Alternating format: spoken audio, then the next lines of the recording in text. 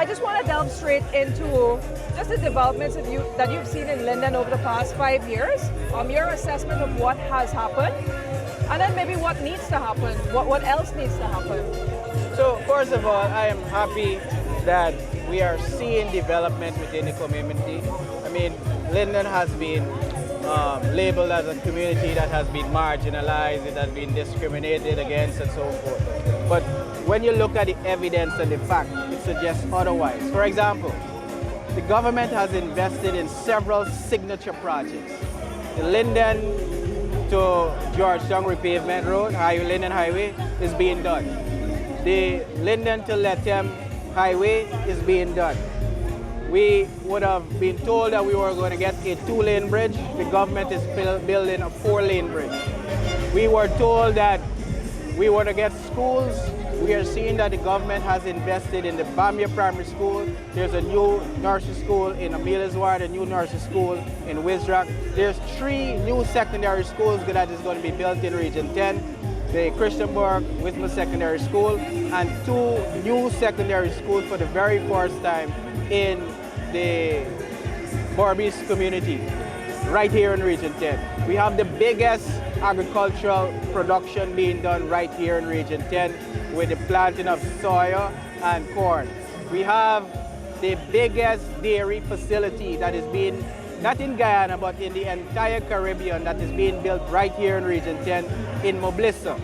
So those are some of the signature projects, including the Mackenzie Stadium and soon to be completed the synthetic track. So we are seeing a lot of development happening.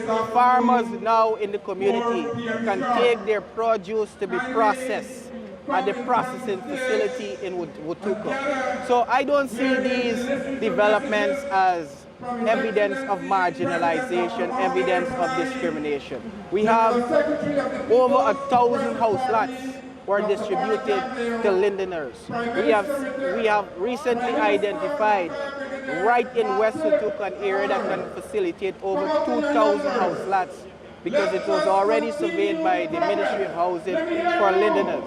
So I'm very happy with regards to the development that is happening within the community because I am for young people, I'm for development, I'm for transformation, and I'm seeing this leadership by President Irfaan Ali demonstrating that all of Guyana collectively are being developed, including areas that were traditionally considered opposition strongholds. So I'm for that. I'm for people empowerment, I'm for people development, and I'm very happy and excited about it.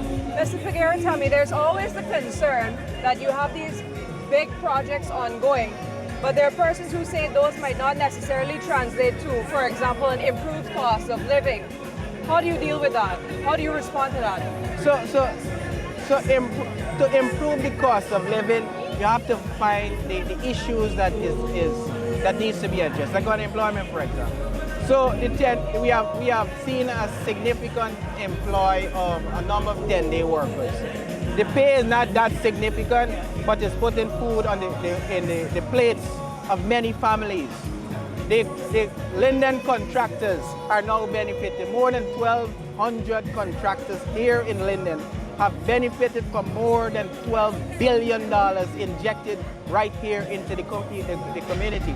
So when you see the building of roads, some people say you can't eat roads, but it is the building of roads that put food on people's table. It put monies in people's pockets. It creates employment opportunities so many young people who are on the corner, now they have an opportunity to be employed. This is how you can tackle the issues of cost of living. The government has issued assistance in the education program.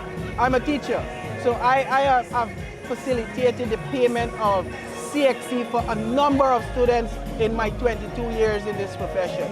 So the fact that the government has come on board and has taken the responsibility to pay for 8 CXC, the average student here in the community writes that amount of subjects.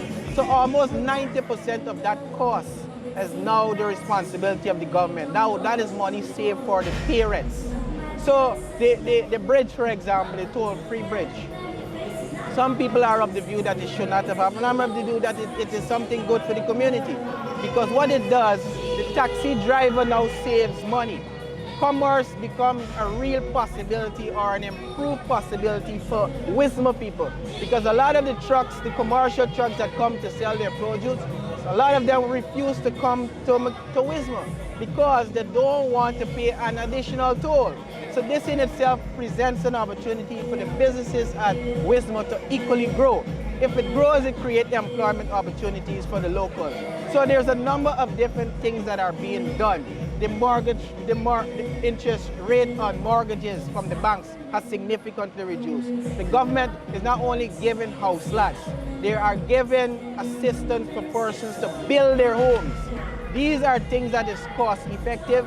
These are things that are systems in place to cushion cost of living. And that is how you have to deal with cost of living on a multi-dimensional approach. So I'm very much appreciative of what has been done, what is being done.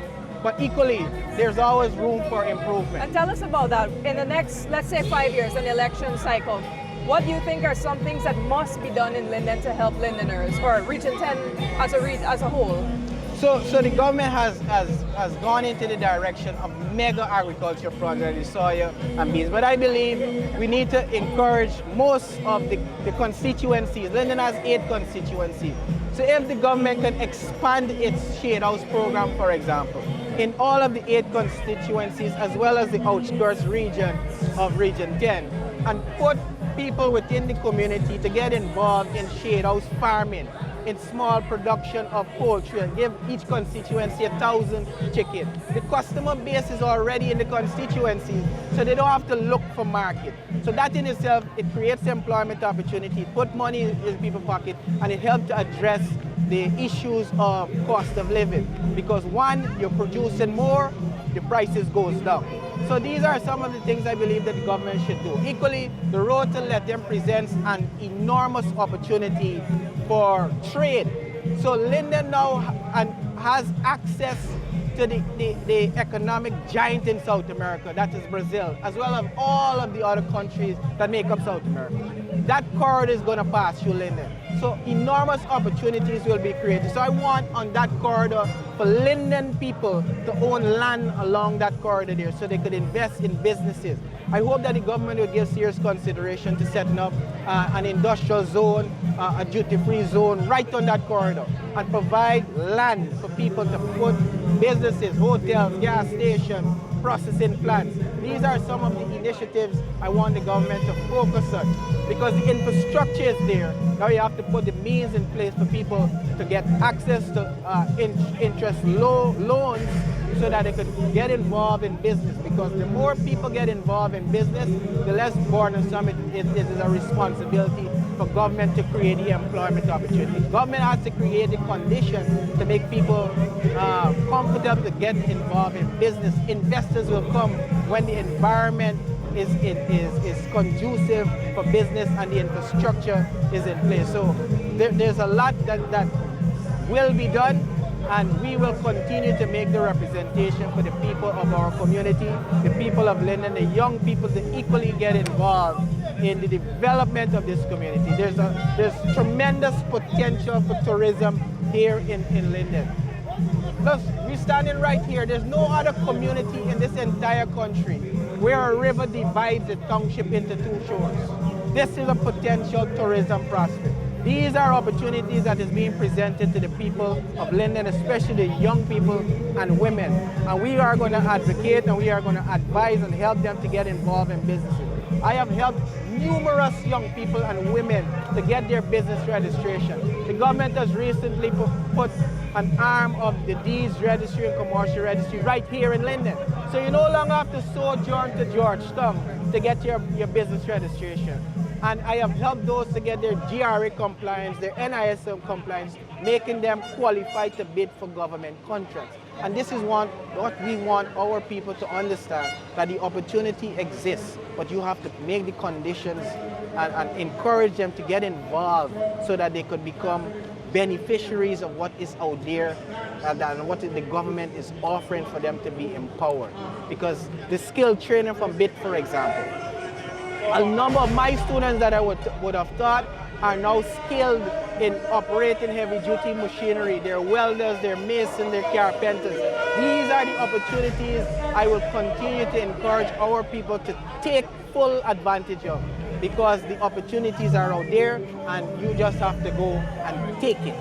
Mr. Figueira, I have to ask, you identified all of these priorities and all of these things you would advocate for, particularly in development for the region for the next 5 years. But tell us, why have you joined with the PPP, and how do you see these ideas being received by this party that you've now become part of, or that you're now supporting? Because of the vision articulated by the president, and he has gone besides articulating a vision. I have seen him implemented that vision. And he is for young people, he is for the development and transformation of all communities and Guyana as a collective.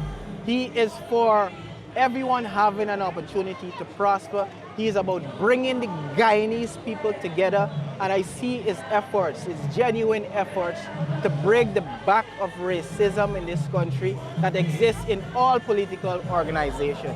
And I'm happy because those are some of the things I align with. I want to see the unification of our people. I want to see the prosperity of our people. I want to see opportunities extended to all of them, and I believe President Irfaan Ali has demonstrated that he is the man for now, he is the man for the moment. He has the vision, he has the energy, he has the competence, the experience.